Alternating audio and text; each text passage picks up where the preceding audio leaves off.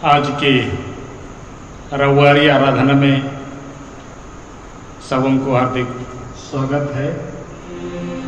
सर्वप्रथम हम आज के दिन के लिए आह्वान वचन सुनेंगे जो हमको मिलता है भजन संहिता उसका अध्याय 9 पहला और दूसरा पद।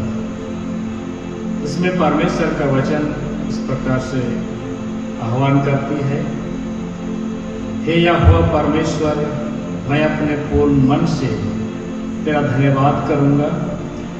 मैं तेरे सब आश्चर्य कर्मों का वर्णन करूंगा। मैं तेरे कारण आनंदित और प्रफुल्लित होऊंगा। हे परम प्रधान, मैं तेरे नाम का भजन गाऊंगा। या तकाबिल आइए हम प्रार्थना करें। जीवित प्रभु, हम आपके चरणों के सन्मुख आते हैं। आज के दिन के लिए तेरे हाथ में अपने को समर्पित करते हैं प्रभु जी। यह जीवन आपका है और आपने हमारे जीवन को अपनी पवित्र रक्त से मोल लिया है और आज हम अपने नहीं हैं परंतु हम सब तेरे लोग हैं और इसीलिए हमें विश्वास की आत्मा दीजिए। हमारे जीवन में शारीरिक अभिलाषाएं, शरीर के सारे कार्य विद्यमान हैं परंतु तो हमें आत्मा से चलाता है प्रभु। इसलिए आज के दिन के लिए भी हम आपसे आशीष चाहते हैं कि हम तेरे आत्मा के द्वारा चलाए जाएं और तेरे उत्तम आशीष जो तेरे ओर से निर्धारित है प्रभु हमारे जीवन को प्रदान कीजिए। आज के दिन के लिए सारे आशीष हर एक सुनने वाले, हर एक इस आराधना में सम्मिलित होने वाले सभी लोगों को अपनी आशीष से भर दीजिए। प्रार्थना को हम यीशु के नाम से मांगते हैं, पिता सुन और ग्रहण कर, आमीन। आइए हम आज के आराधना को आरंभ करते हुए हम लोग गाएंगे साक्षी बानी से। साक्षी बानी गीत संख्या 185 उसका प्रथम 3 पद हम लोग गाएंगे। साक्षी बानी गीत संख्या 185 और पुराना 131 प्रथम 3 पद। प्रीतम इमानुएल भक्तों के पति, तू मेरे प्राण का चैन, आ जल्दी आ।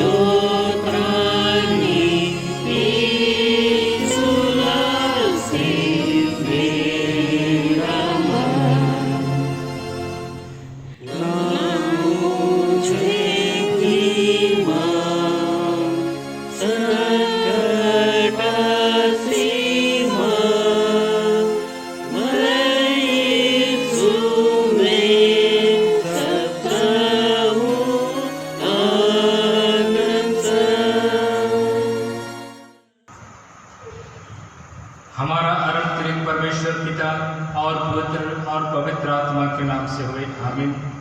हमारी सहायता ईश्वर के नाम से है जिसने स्वर्ग और पृथ्वी को सृजा।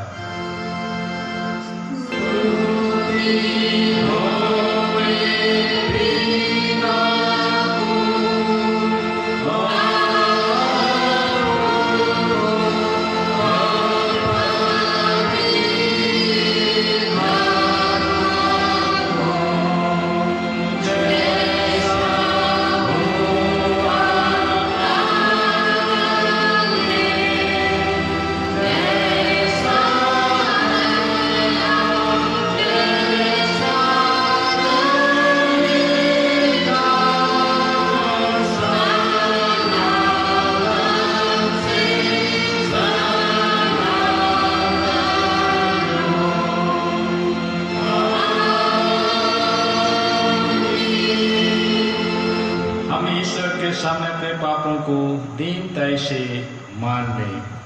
हे सर्वशक्तिमान ईश्वर पिता, हम दीनता से अपने सब पाप अपराधों को तेरे सम्मुख मान लेते हैं। तू अपने प्रिय पुत्र हमारे प्रभु यीशु ख्रिस्ट के कारण हम पर दया दृष्टि कर और हमारे सब पापों को क्षमा कर।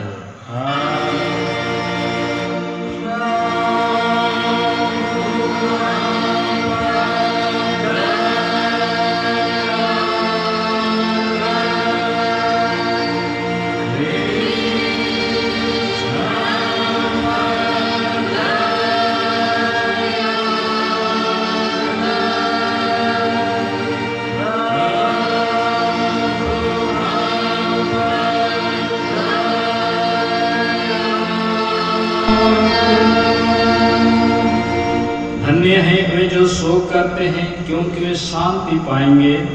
धन्य है वे जो धर्म के भूखे और प्यासे हैं क्योंकि वे तृप्त किए जाएंगे। आमीन।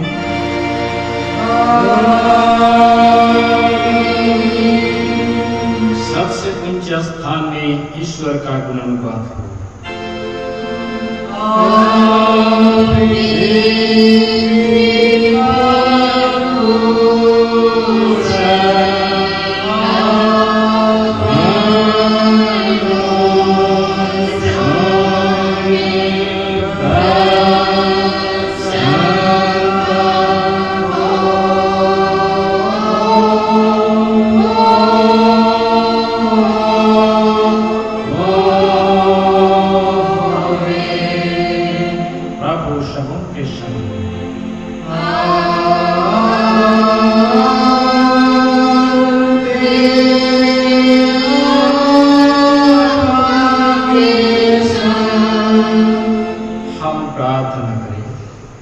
हे प्रिय प्रभु स्वर्गवासी पिता, हम तेरा धन्यवाद करते हैं कि तू अपनी कृपा से हमारा विनाश नहीं चाहता है, परंतु कि हम अपना मन तेरी ओर फिराएं और बच जाएं। हम तेरी विनती करते हैं अपना पवित्र आत्मा हमको दे कि वह प्रतिदिन हमारे मनों में सच्चा पश्चाताप उत्पन्न करे, हमारे हृदय में पाप क्षमा और अनंत जीवन की लालसा जन्मे और तेरी अपार कृपा को विश्वास से ग्रहण करने और उसमें स्थिर रहने के लिए हमको सामर्थ्य दे। हर प्रकार की परीक्षा में हमको संभाल कि जिससे अनुग्रह के द्वारा अंत में परम सुखी हो जाएं, हमारे प्रभु यीशु ख्रिस्ट के कारण। आमीन।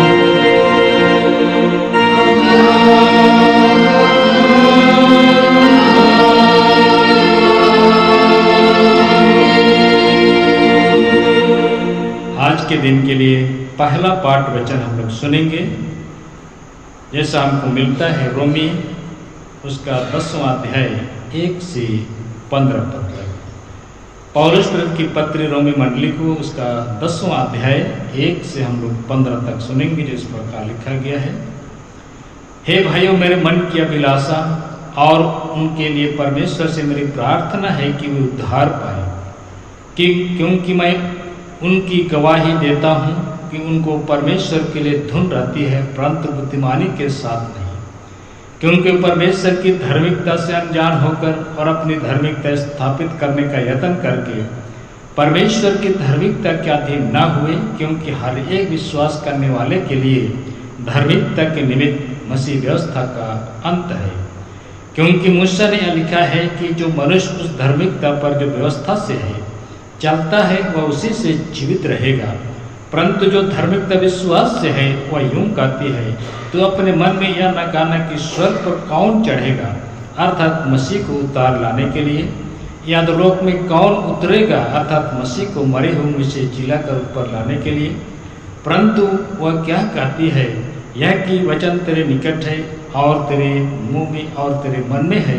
यह वही विश्वास का वचन है जो हम प्रचार करते हैं कि यदि तू अपने मुंह से यीशु को प्रभु जानकर अंगीकार करे और अपने मन से विश्वास करे कि परमेश्वर ने उसे मरे हुए में से जिलाया, तो निश्चय उद्धार पाएगा। क्योंकि धार्मिकता के लिए मन से विश्वास किया जाता है, उद्धार के लिए मुंह से अंगीकार किया जाता है, क्योंकि पवित्र शास्त्र यह कहता है, जो कोई उस पर विश्वास करेगा वह लज्जित ना होगा। यहूदियों और यूनानियों में कुछ भेद नहीं, इसलिए कि वह सबका प्रभु है और अपने सब नाम लेने वालों के लिए उद्धार है, क्योंकि जो कोई प्रभु का नाम लेगा वह उद्धार पाएगा। फिर जिस पर उन्होंने विश्वास नहीं किया वे उसका नाम कैसे लें, और जिसके विषय सुना ही नहीं उस पर कैसे विश्वास करें, और प्रचारक बिना कैसे सुने, और यदि भेजे ना जाएं तो कैसे प्रचार करें। लिखा है, उनके पांव यही सुहावने हैं जो अच्छी बातों का सुसमाचार सुनाते हैं। यहाँ तक आमीन। तेरा धन्यवाद हो रे कृष्ण यीशु।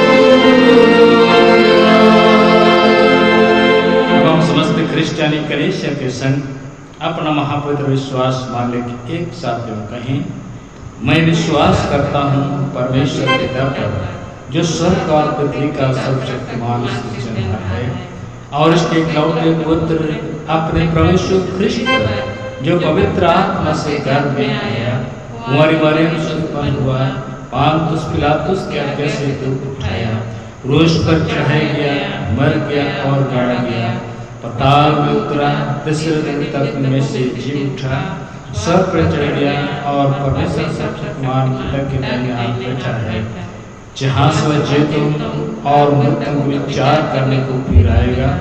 मैं विश्वास करता हूँ पवित्र आत्मा पर, एक ही पवित्र क्रिश्चियनी कलीसिया, पितरों की संगत पर, पापों की क्षमा, देह के जुटने और अनंत जीवन पर। आमीन।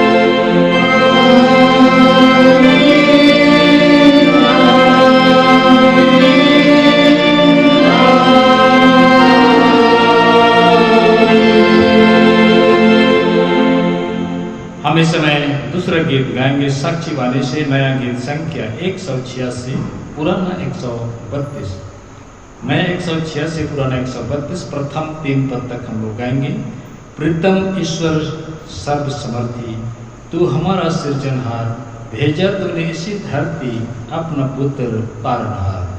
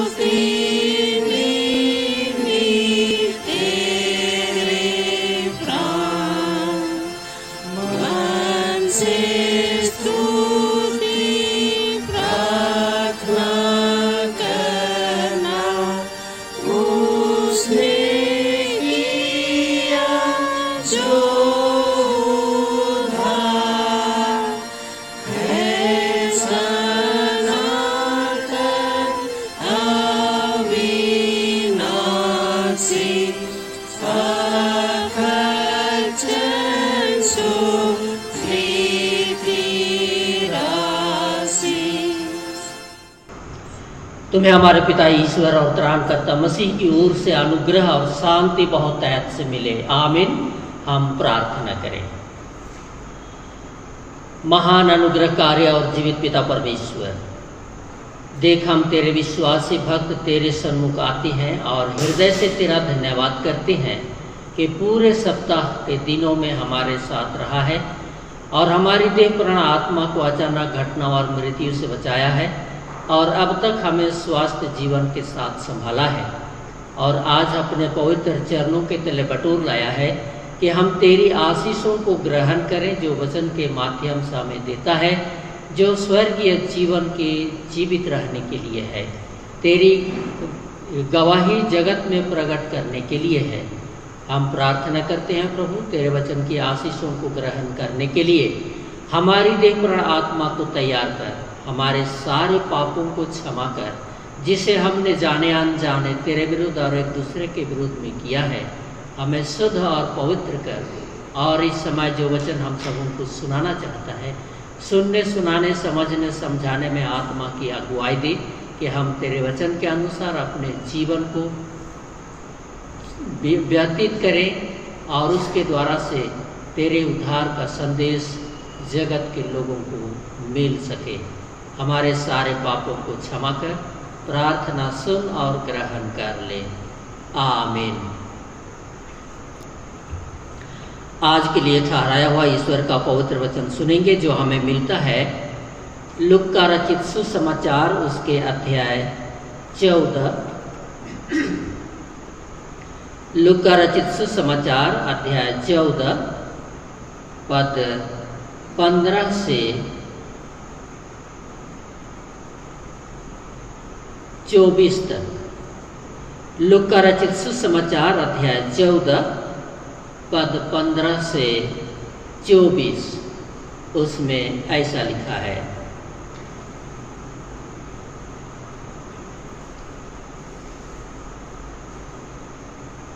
उसके साथ भोजन करने वालों में से एक ने ये बातें सुनकर उससे कहा, धन्य है वह जो परमेश्वर के राज में रोटी खाएगा। उसने उससे कहा, किसी मनुष्य ने बड़ा भोज दिया और बहुतों को बुलाया। जब भोजन तैयार हो गया तो उसने अपने दास के हाथ आमंत्रित लोगों को कहला भेजा, आओ अब भोजन तैयार है। पर वे सब के सब क्षमा मांगने लगे पहले ने उससे कहा, मैंने खेत मोल लिया है और अवश्य है कि उसे देखूं। मैं तुझसे विनती करता हूँ, मुझे क्षमा कर दे। दूसरे ने कहा, मैंने 5 जोड़े बैल मोल लिए हैं और उन्हें परखने जाता हूँ। मैं तुझसे विनती करता हूँ, मुझे क्षमा कर दे। एक और ने कहा, मैंने विवाह किया है, इसलिए मैं नहीं आ सकता। उस दास ने आकर अपने स्वामी को ये बातें कह सुनाई। तब घर के स्वामी ने क्रोध में आकर अपने दास से कहा, नगर के बाजारों और गलियों में तुरंत जाकर कंगालों, टुंडों, लंगड़ों और अंधों को यहाँ ले आओ। दास ने फिर कहा, हे स्वामी, जैसा तूने कहा था वैसे ही किया गया है और फिर भी जगह है। स्वामी ने दास से कहा, सड़कों पर और बाड़ों की ओर जा और लोगों को विवश करके ले आ, ताकि मेरा घर भर जाए। क्योंकि मैं तुमसे कहता हूँ कि उन आमंत्रित लोगों में से कोई मेरे भोज में ना चखेगा। आमीन। बैठ जाए।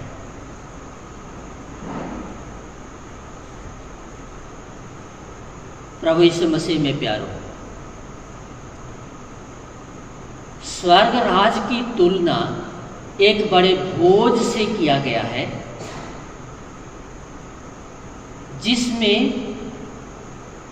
सभी लोगों को आमंत्रित किया गया है और वहाँ सभी प्रकार के लोगों के साथ मिलने और भोज में शागिर्द होकर बड़े आनंद के साथ उस भोज को मनाए। और इतना ही नहीं, परमेश्वर जो आनंद का मूल है, उस परमेश्वर के आनंद को मनाए।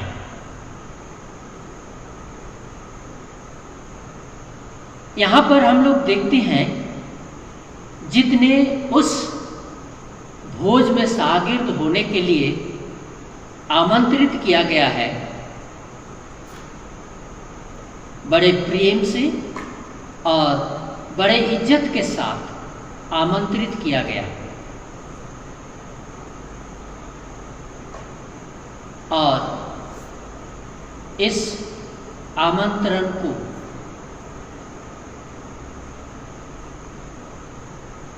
सबके सब ग्रहण करना चाहिए, उसको ठुकराना नहीं चाहिए।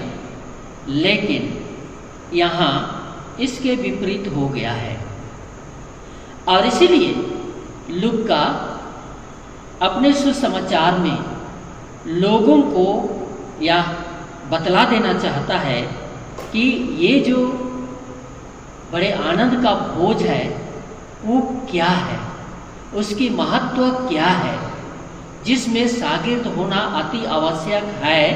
इस बात को यहाँ पर प्रकट करना चाहता है और इसीलिए लूका अपने सुसमाचार में यहाँ मूल रूप में बतलाया है कि स्वर्गीय आनंद में शामिल होने के लिए परमेश्वर अपने लोगों को आमंत्रित किया है। स्वर्गीय आनंद में शामिल होने के लिए परमेश्वर अपने लोगों को आमंत्रित किया है और इसलिए यहाँ पर पहला में बतलाता है कि हम सब उसके निमंत्रण को स्वीकार करें।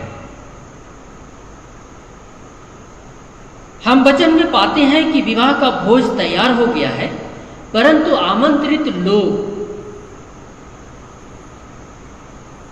जितने आमंत्रित किए गए हैं, उनमें से कोई भी उस विवाह भोज में शागिर्द नहीं हुए। उस आमंत्रण को उन्होंने ठुकरा दिया और वे अपने अपने काम में चले गए।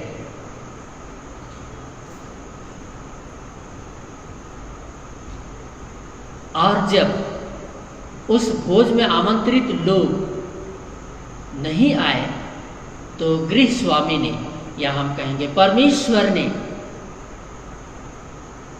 ऐसे लोगों को बुला लाया जो आमंत्रित नहीं किए गए हैं, जो नीच वर्ग के लोग हैं, जो गरीब हैं, जो बेसहारा हैं, जो यहाँ पर कहा गया है लंगड़े हैं, लूल्हे हैं, अंधे हैं, बेसहारे हैं, बहिष्कृत लोग हैं, नीच वर्ग के लोग हैं या नीच जाति के लोग हैं, उनको बुला कर लाओ।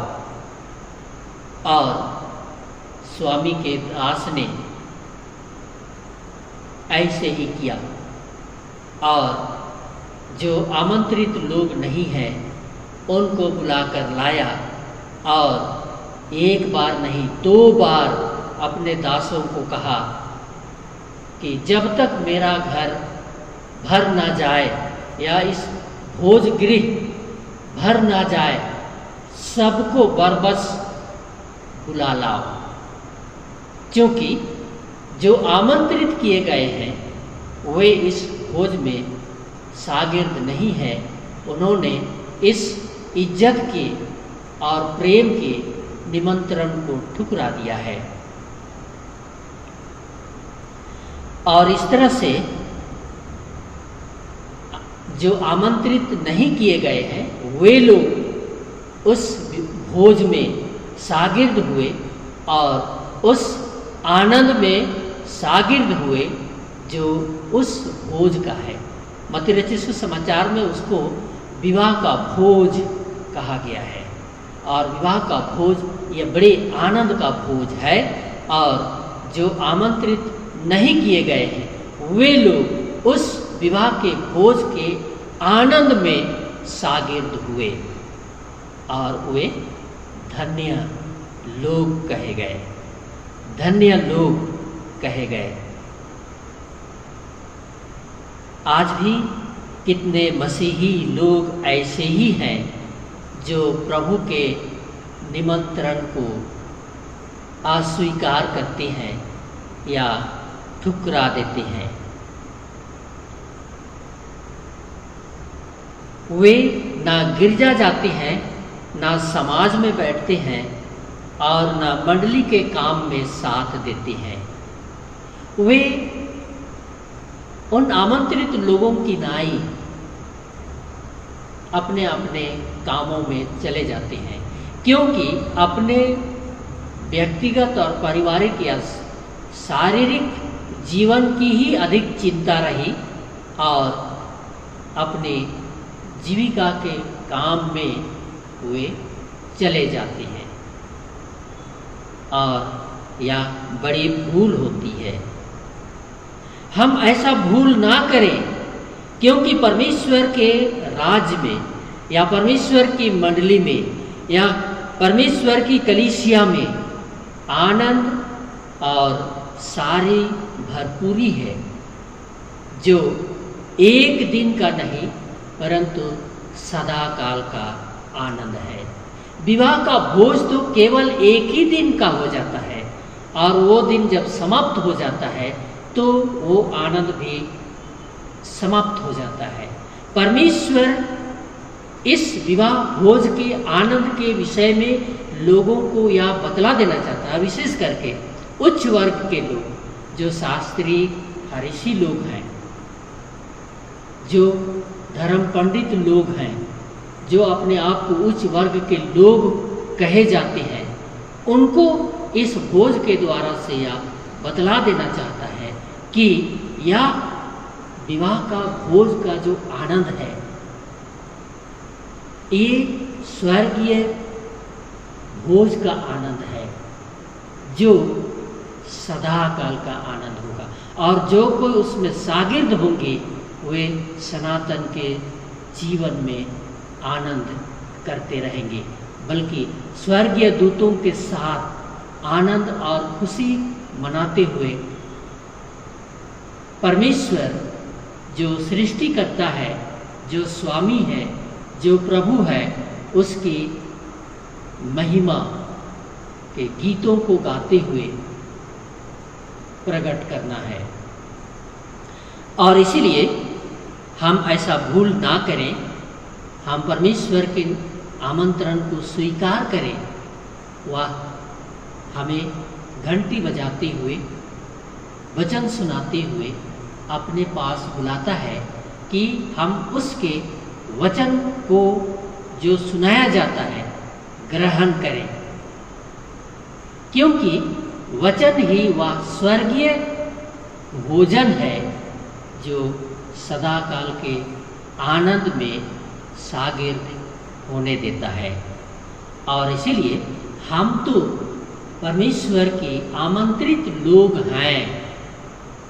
यीशु मसीह के द्वारा से हम आमंत्रित किए गए हैं, और इसीलिए हमसे ऐसा भूल नहीं होना चाहिए और प्रभु की बुलाहट को, उसके निमंत्रण को हमें स्वीकार करते हुए उसके सहभागिता में आए। ये जो सहभागिता है, जो कलीसिया जीवन में है, गिरजा में है, समाज में है, संडे स्कूल में है, युवा संघ में है, और मंडली और कलीसिया की सेवा के काम में जो है, ये सहभागिता हम सबों को दिया गया है। और इस सहभागिता में परमेश्वर हमें बड़े प्रेम से और बड़े इज्जत के साथ आमंत्रित किया है कि हम उसमें सहभागी हों।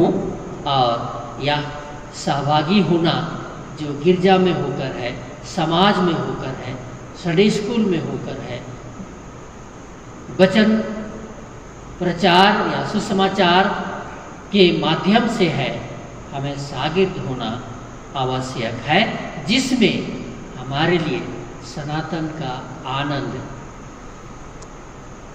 प्रकट किया जाता है।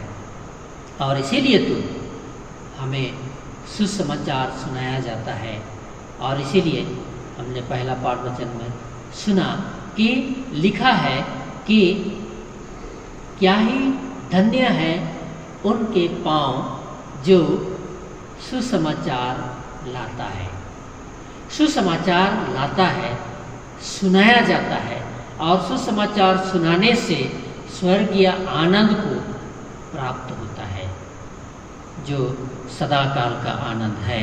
और इसीलिए हम जो आमंत्रित लोग हैं, हमें सर्वप्रथम उस आनंद में, उस निमंत्रण में आना आवश्यक है।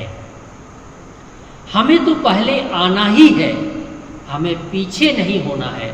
और जहाँ पीछे हो गए तो हम स्वर्गीय आनंद से वंचित हो जाएंगे, सनातन के जीवन से वंचित हो जाएंगे, और हम हे प्रभु कहते रह जाएंगे, लेकिन हम उसमें शागिर्द नहीं हो पाएंगे, क्योंकि हम उससे वंचित हो जाते हैं। और इसीलिए मत्ती अपने सुसमाचार में मत्ती 19 उसके 30 में लिखा है, जो पहले हैं वे पिछले होंगे, और जो पिछले हैं वे आगे होंगे। और आज यही दिखाई दिया, आमंत्रित लोग पीछे रह गए, ऐसा पीछे रह गए कि उस आनंद को वे चख नहीं पाए, परंतु जो पीछे बुलाया गया वे पहले हुए और उस स्वर्गीय आनंद के भागीदारी बन गए। दूसरा में यहां पर बतलाया गया है कि हम प्रभु के भोज में शामिल हों, उसके भोज में शामिल हों, उसके आनंद में शामिल हों। स्वर्गीय भोज का मतलब खाना पीना नहीं है। लिखा है परमेश्वर का राज खाना पीना नहीं, परंतु मेल मिलाप, और सहभागिता है, वचन और सक्रमेंट है, जिसमें हम सबों को शामिल होना है, जिसकी व्यवस्था मंडली या कलीसिया में की गई है। यदि मंडली में मेल मिलाप और सहभागिता है तो इसी में स्वर्गीय आनंद है, इसी में स्वर्गीय आनंद है। और भोज में शामिल होना ही मेल मिलाप और सहभागिता का चिन्ह के रूप में दिखाया गया है। कई लोग इसी मेल मिलाप और सहभागिता में आने में चूक जाते हैं, और ये जो 3 प्रकार के लोग यहाँ पर बताए गए हैं वे चूक गए। पहले ने कहा, मैंने खेत खरीदा है और उस खेत को देखने या उसमें काम करने के लिए मुझे जाना है, इसीलिए मैं उस भोज में शामिल नहीं हो सकता हूँ, मुझे क्षमा कर दीजिए। स्वामी से कह कि मुझे क्षमा कर देगा। दूसरा ने कहा, मैंने खेत मोल लिया है और उसमें मुझे काम करना है, बीज बोने का समय आ गया है, मुझे हाल जोत कर बीज समय पर बोना है और इसीलिए मैं नहीं जा सकता, मुझे हाल चलाना है, बीज बोना है। स्वामी से कहो कि मुझे क्षमा कर देगा। और तीसरा ने कहा, मैंने नया विवाह किया है और इसीलिए मैं अपनी पत्नी को छोड़कर उस भोज में शामिल नहीं हो सकता हूँ, स्वामी से कहो कि मुझे क्षमा कर देगा। उस दास ने स्वामी को इन सारी बातों को बतला दिया और कहा कि उन्होंने क्षमा मांगा है, लेकिन स्वामी ने उनको क्षमा नहीं किया। क्षमा नहीं किया क्यों? क्या परमेश्वर इतना क्रोधी हो गया कि वह क्षमा नहीं किया?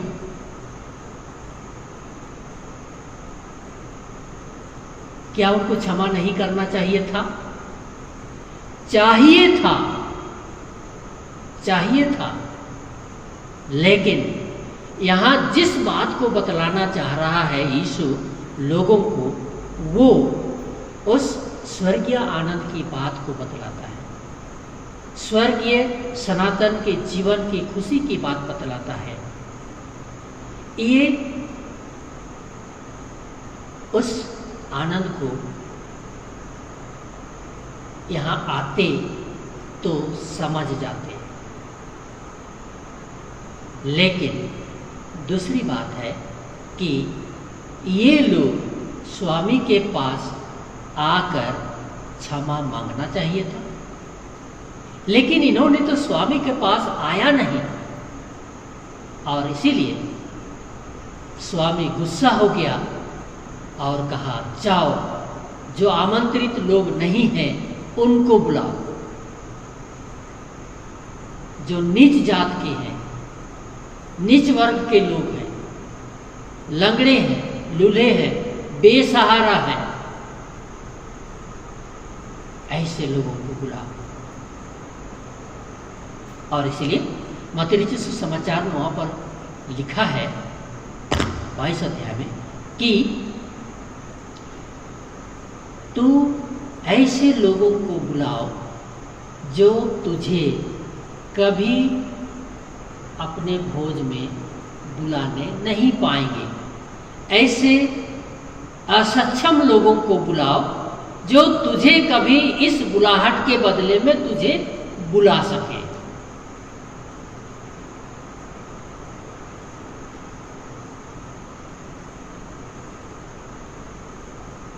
और इसीलिए प्रभु का जो भोज है, आनंद है, खुशी है, वो हमारे जीवन के द्वारा से हम ऐसा प्रभु के सामने प्रकट करेंगे कि वो प्रसन्न हो। हम उसको अपने बीच बुला करके हम उसको खुशी नहीं दिला सकते, लेकिन जब हमारा जीवन, हमारा व्यवहार, हमारा काम, हमारा सहभागिता, हमारे एक दूसरे के साथ के प्रेम का बंधन ठीक ठाक रहेगा, परिवार में हो, समाज में हो, मंडली में हो, कलीसिया में हो, तो परमेश्वर हमारे इस प्रकार की सहभागिता और प्रेम के को देख करके वो प्रसन्न होगा। तब हमें उस स्वर्गीय आनंद में शागिर्द होने देगा। और इसलिए उसकी तैयारी के लिए हम लोगों को गिरजा में, समाज में, वचन सुनने में, प्रभु भोज में और उसके सैक्रामेंट में, मंडली में हमको बुलाया जाता है। हम उसमें बहाना ना करें। ये तीनों व्यक्ति बहाना बनाया, लापरवाही किया। हम ऐसा बहाना और लापरवाही ना करें। इसके लिए हमें समय को निकालने का प्रयत्न करना है। उसमें शामिल होने के लिए समय निकालने का प्रयत्न करना है। समय तो मुझे और आपको ही निकालना है। और इसलिए जब हम समय निकाल नहीं पाएंगे तो हम स्वर्गीय आनंद में सहभागी नहीं हो पाएंगे, यानी हम स्वर्गीय जीवन को प्राप्त नहीं कर पाएंगे। और इसीलिए पौलुस प्रेरित इफिसी मंडली के लोगों को भी यह शिक्षा देते हुए कहता है इफिसी 5:15 से 17 में कि अवसर को बहुमोल समझो, क्योंकि दिन बुरे हैं। क्योंकि दिन बुरे हैं। इस दिन में हमारे साथ कुछ भी हो सकता है, कुछ भी सोच सकते हैं, कुछ भी कर सकते हैं जो प्रभु के प्रसन्न योग्य नहीं होगा। इसीलिए जब अभी अवसर है, अभी हमारे साथ समय है, तो ये समय जो हमको दिया गया है हम ना गंवाएं, ना गंवाएं। और इसीलिए तो हम इस दुख भरे संसार से, पीड़ा से भरे संसार से, दुख से भरे संसार से हम सबों को बुलाया गया है, मंडली और कलीसिया में बुलाया गया है कि हम उस मंडली और कलीसिया में होकर प्रभु के उस स्वर्गीय आनंद और खुशी को प्राप्त करें जो यीशु ख्रिस्ट के द्वारा से हमारे लिए तैयार किया गया है। उसके लिए हमें अपने आप को तैयारी करते जाना है, अपने समय को उसके लिए निकालते जाना है। और इसीलिए एक बहन ने जो बार बार गिरजा नहीं जाती थी, तब पादरी एक दिन गिरजा के बाद उस घर में चला गया और सारे दुख सुख की बातों को बातचीत किया और उसको कहा, बहन आज हम आपको गिरजा में नहीं देखा, क्या नहीं गए थे? कि गए थे, हमारा नज़र में नहीं आए। तो बोला, पादरी साहब क्या बोलिएगा, हम नहीं गए थे। अब देखिए ना, ये छोटे छोटे 3 बच्चे हैं। अब इन तीनों बच्चों को लेकर के इतना दूर गिरजाघर जाना संभव नहीं है। अब सोचिए ना, ये छोटे छोटे बच्चे हैं और इतनी लंबी दूरी है गिरजाघर, और इसीलिए मैं गिरजा नहीं गई और नहीं जाती हूँ। ओहो, अच्छा अच्छा अच्छा। तब उसको कहा कि स्वर्ग राज तो ये गिरजा की दूरी से और कितना दूर है, तो वहां तो कैसे जा पाएगी? स्वर्ग राज तो जाना है ना। हाँ प्रभु, स्वर्ग राज तो जाना है, तो कितना दूर है, तो वहां जा पाएगी इतने बच्चों के साथ में, छोटे छोटे बच्चों के साथ में?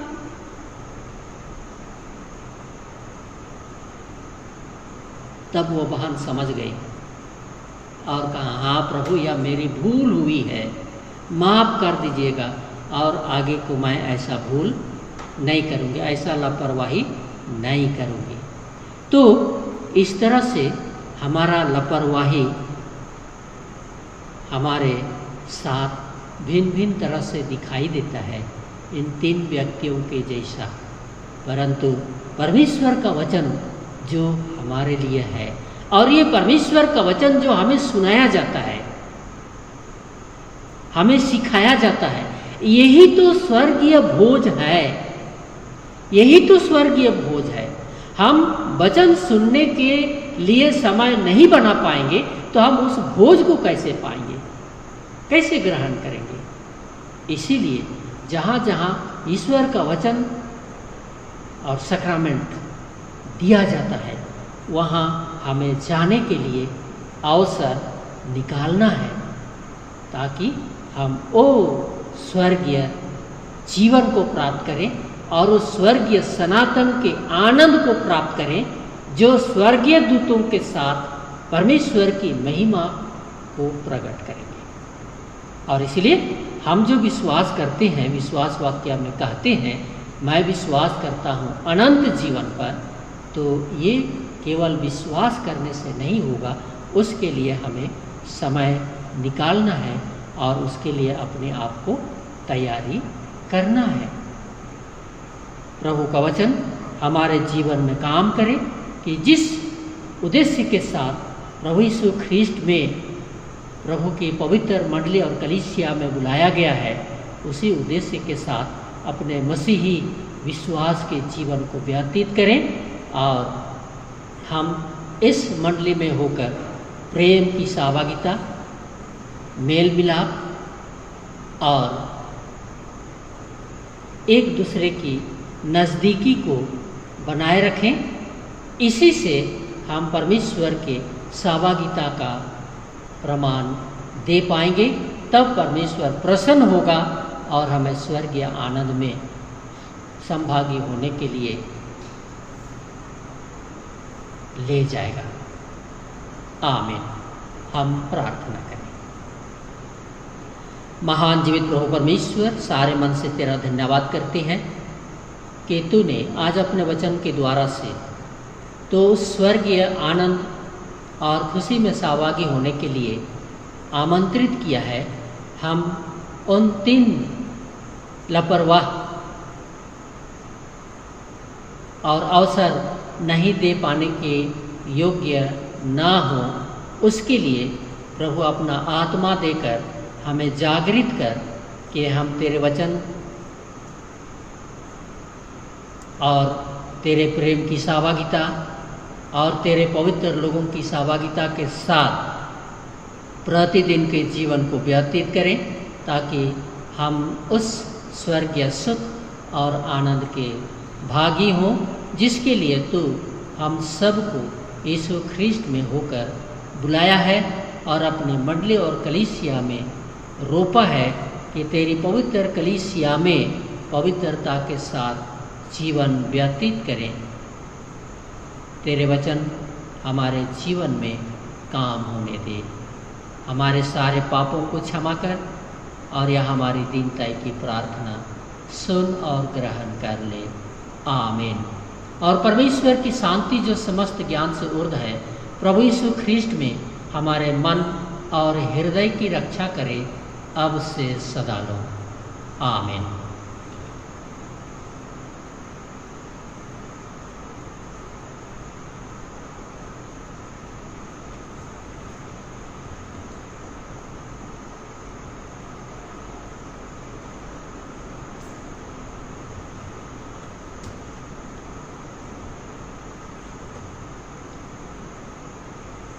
आगे हम लोग गाएंगे।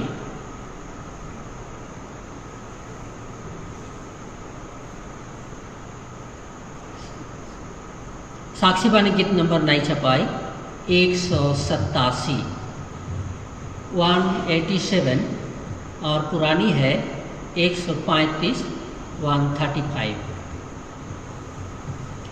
यीशु दया भानु मेरे प्राण सिंगार।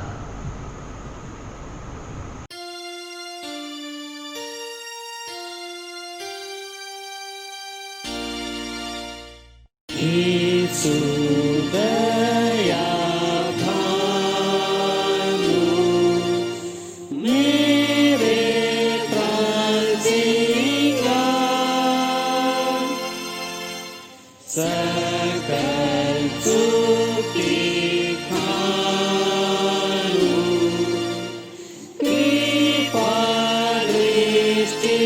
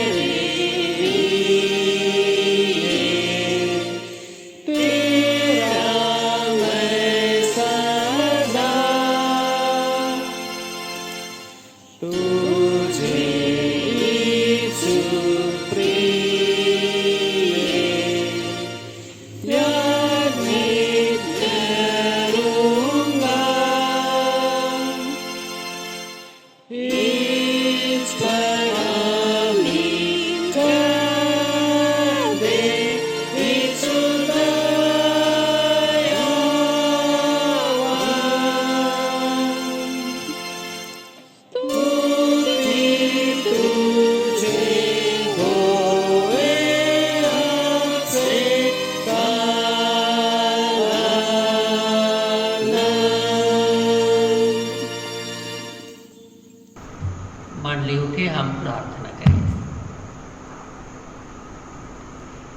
हे प्रभु परमेश्वर स्वर्गवासी पिता, हम तेरी विनती करते हैं कि अपने ख्रिस्ट यानी कलीसिया और उसके सारे सेवकों की अगुवाई कर, कि वे तेरे वचन के निर्मल उपदेश में ठहरें, जिससे सच विश्वास और प्रेम हम में बढ़े और गिराया जावे। हे प्रभु, भारत रिपब्लिक के हमारे प्रेसिडेंट, इस प्रांत के गवर्नर, राजकीय सभाओं और मंत्री मंडलों, सब न्यायों और हाकिमों और सब राज कर्मचारियों को आशीष दे और उनकी अगुवाई कर कि वे न्याय और धर्म से देश की सेवा करें और हम कुशल चैन से सारी भक्ति और गंभीरता से काल बिताएं। हमारी कलीसिया सभाओं, सेंट्रल काउंसिल, डायोसिस काउंसिल और कलीसिया की अन्य मंडली सभाओं को आशीष दे कि वे इस मंडली को तेरी पवित्र इच्छा के अनुसार चलाएं। जगत की लूथेरन कलीसिया और देश विदेश के हमारे सभी ख्रिस्ट विश्वासी मित्रों को आशीष दे कि हम ख्रिस्टीय प्रेम और सहयोग में आगे बढ़ें और जगत में तेरी साक्षी के लिए अधिक सामर्थ पाएं। हमारी कलीसिया के सब काम पर आशीष दे, लड़के लड़कियों की शिक्षा पर आशीष दे कि वे तेरे भय, प्रेम और भरोसा में बढ़ें। कलीसिया के विद्यालयों, प्रशिक्षण केंद्रों, महाविद्यालयों और अन्य संस्थाओं को संभाल और उनकी बढ़ती दे कि उनके द्वारा कलीसिया के लिए आत्मिक और लौकिक आशीष दे। खेती बाड़ी और हर काम उद्यम को सफल कर।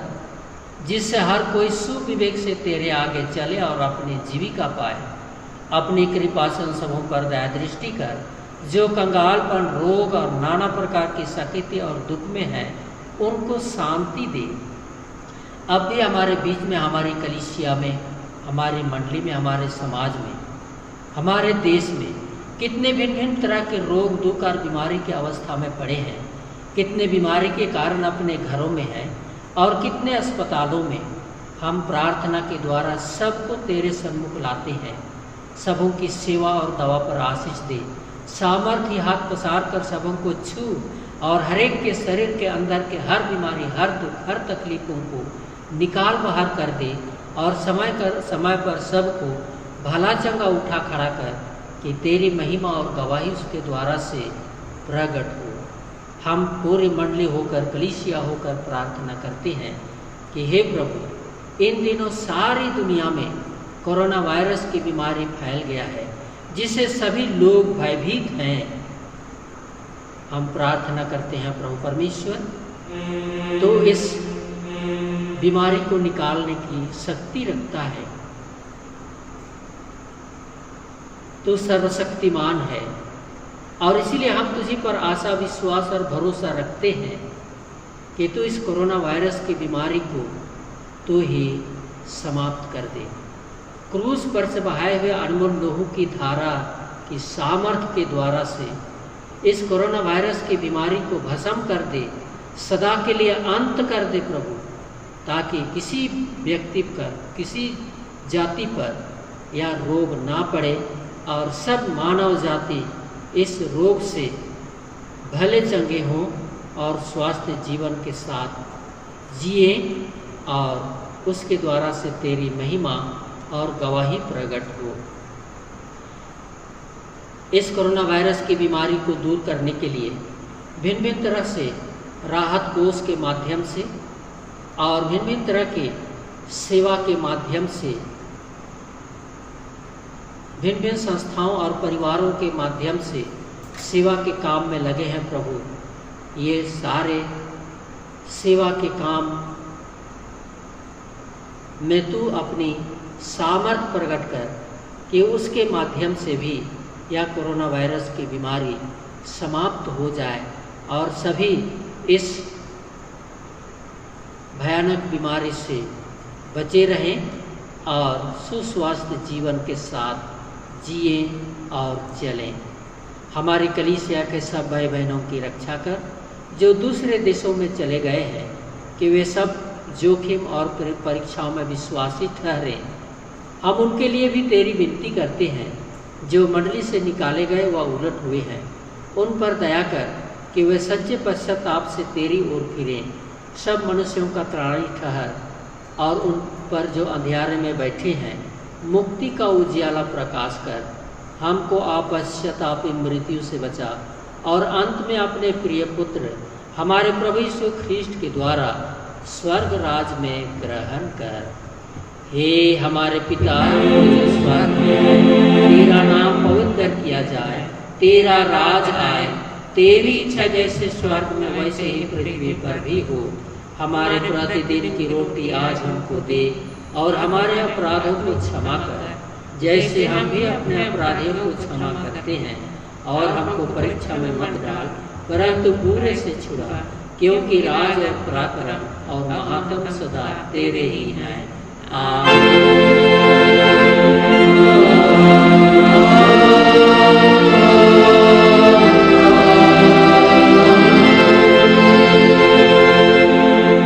सर्वशक्तिमान त्रिएक ईश्वर का आशीर्वाद मंडली विश्वास और दीनहीन मन से ग्रहण करे।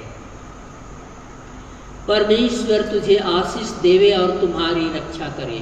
परमेश्वर अपना मुंह तुझ पर प्रकाश करे और तुझ पर अनुग्रह करे।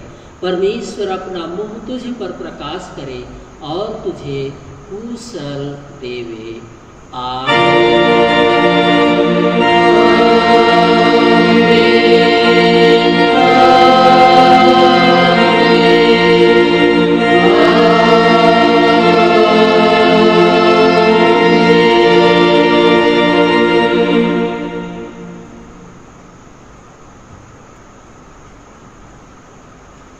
Isus Tuhan.